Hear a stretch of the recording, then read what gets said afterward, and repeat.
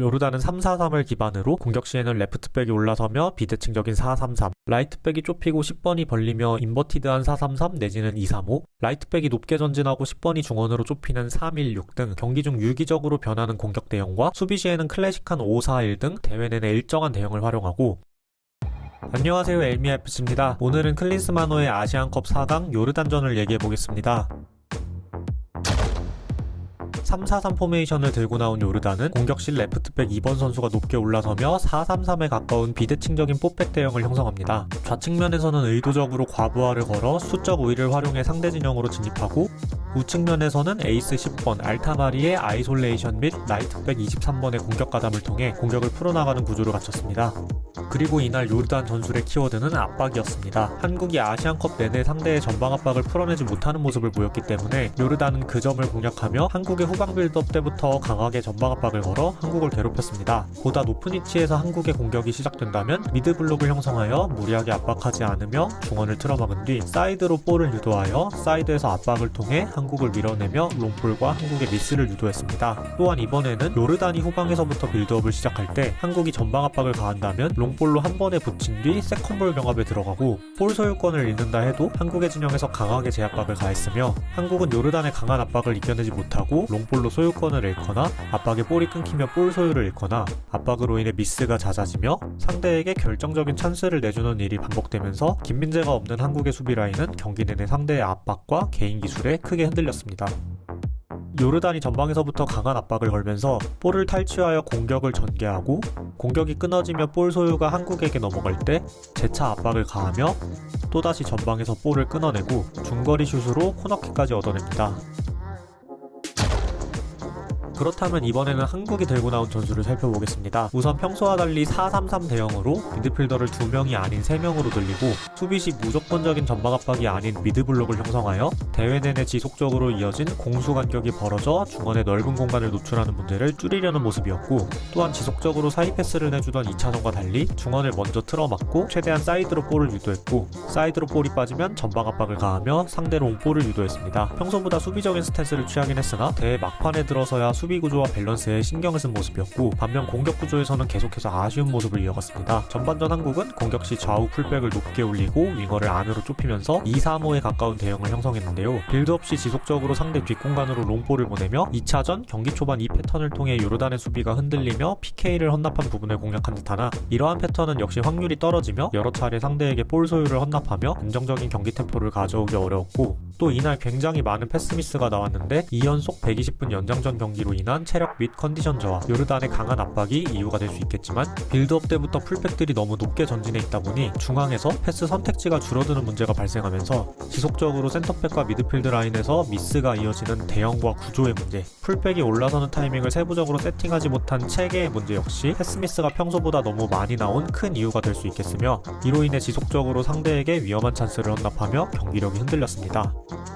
이렇게 윙어들이 안으로 좁히고 풀백들이 높게 전진하여 2-3-5 대형이 형성될 때 풀백들이 너무 높게 전진하다 보니 패스의 정확도가 떨어지고, 이번에도 역시 마찬가지로 결국 상대의 득점 찬스로 이어지고, 중원에서도 사이드로 뿌릴 수가 없어 무리하게 돌아서다 상대에게 끊기면서 또다시 위협적인 찬스를 내줍니다.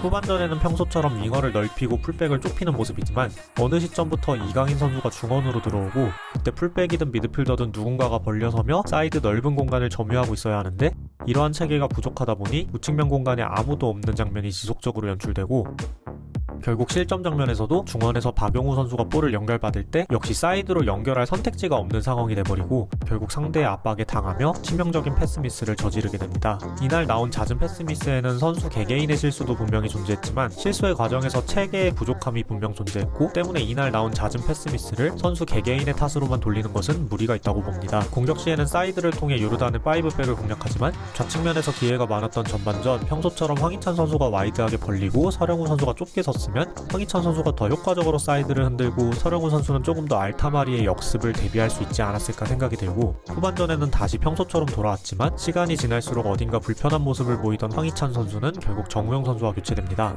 이렇듯 전술적으로 요르단을 효과적으로 공략하지 못하며 결국 유효슈팅 0개라는 굴욕적인 기록으로 경기를 마치게 됩니다.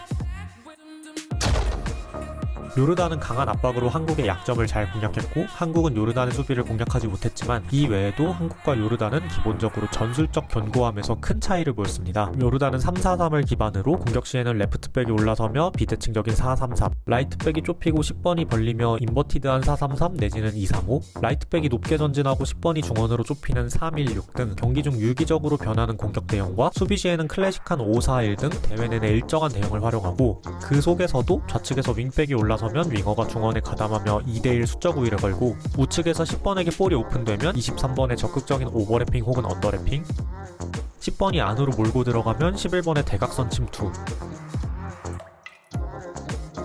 역습 시에도 항상 10번의 빠른 침투를 활용하는 등 공격 시 일정하게 반복되며 상대를 위협하는 패턴이 존재했는데 한국은 대회전에는 윙어가 넓게 벌려선 뒤 풀백의 언더래핑을 통해 윙어가 안으로 들어오는 패턴을 계속해서 유지하더니 2차전 요르단전 후반전 이후 이 패턴을 버리고 윙어들을 점점 중원으로 좁혀서 쓰기 시작하고 16강전에는 부임 이후 처음 활용한 3백으로 변화, 8강전에는 라볼피아노로 변화, 4강전에는 3미들 변화 등 일정한 대형과 체계를 유지하지 못한 채 매경기 잦은 변화를 가졌고 그 속에서도 명확하게 정해진 컨셉과 세부적인 패턴이 너무나도 부족하기 때문에 대회 내내 일정한 경기력을 유지하기 어려웠습니다. 두 번째 실점 장면에서도 대회 전부터 준비한 패턴대로라면 이강인 선수가 볼을 연결받을 때 서령우 선수가 적절한 타이밍에 언더래핑을 들어가면서 좌측으로 볼을 오픈하여 2대1 수적 우위를 걸어야 하는 타이밍이고 황인범 선수 역시 사이드 오픈을 요구하지만 대회 내내 대형과 체계가 바뀌며 이러한 부분 전술 패턴이 명확하게 세팅되지 못한 모습이며 이강인 선수는 볼을 오픈하지 않고 안으로 잡는 선택을 하고 말고 결국 중원에서 상대에게 둘러싸이며 황인범 선수의 패스 미스가 이어져 역습으로 실점을 허용합니다. 오늘은 이렇게 한국과 요르단의 4강전을 살펴봤습니다. 대회 기간 내내 매경기 끝까지 포기하지 않는 투혼을 보여준 선수들에게 감사의 인사를 보내고 싶습니다. 현대축구에서 감독의 역량, 그 중에서도 감독의 전술적 역량이 경기력에 미치는 영향은 점점 더 커지고 있습니다. 유럽 빅리그에서 지난 시즌 브라이튼, 이번 시즌 지로나, 레버쿠젠, 토트넘, 아스톤빌라, 당장 가까이 K리그의 광주FC처럼 선수단의 퀄리티가 리그 최상급이 아님에도 감독의 전술적 역량을 바탕으로 순위권 상단에 이름을 올리는 팀들이 점점 많아지고 있습니다. 반면 4강 진출 달성이라는 성과와는 별개로 아시아 최상의 퀄리티를 갖춘 선수단으로 매경기 졸전을 펼친 클린스만 감독이 계속해서 감독직을 이어나가는 것이 과연 한국 축구를 발전시킬 수 있는 방법일까요? 오늘 영상은 여기까지입니다. 시청해주셔서 감사합니다.